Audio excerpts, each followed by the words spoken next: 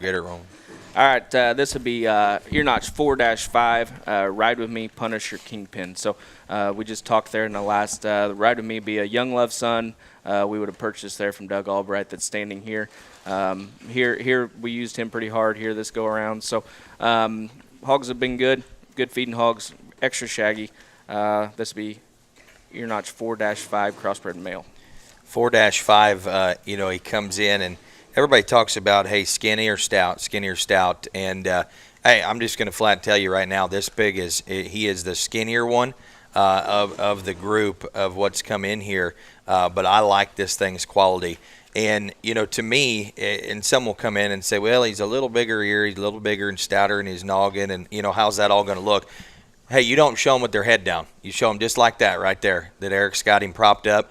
Ears fall back, head comes up, and that's a perfect silhouette, perfect spine, perfect hip and hind leg, great big feet, incredibly good coming at you and incredibly good going away.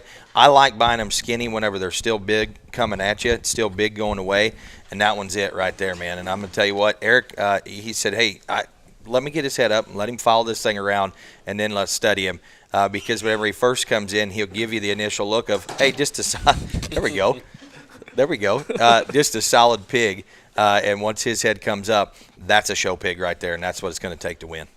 Yeah, and I think anybody that's been through a judging program and had a good judging coach, what do they tell you? What do big ears mean? Big ears mean big indicators, big bones, and they always come with just a little extra long-term, and this hog is built so neat. Man, he gets his head up, and this thing's built like a show pony. There's not a tight joint in this hog's body either. That's what I love about him, for his paws to be that big and that hind leg to just work that loosely. This hog looks like he's going to be able to be manipulated too long-term, and I would say size-wise, he's got a little more air under him. He's got a little more extension everywhere, and if you're one that likes to gas, push, and feed hard, this hog's never, ever, ever going to give up on you because he's got such a neat look and unique running gear. But like Miles said, I don't mind his ears, honestly. I'll take big-eared livestock when their bones are big because they'll keep on coming stouter.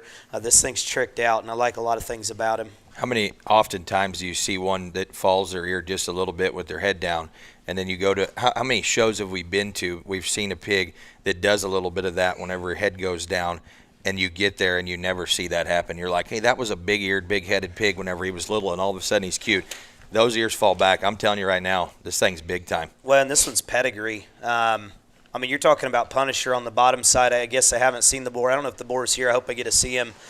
Punisher Kingpin on the bottom side. This one's pedigree is probably going to feed stouter than what guys will anticipate long-term in terms of just mid-rib and just square shape. Each end of his body wall, though, is just very left field. Neat pig.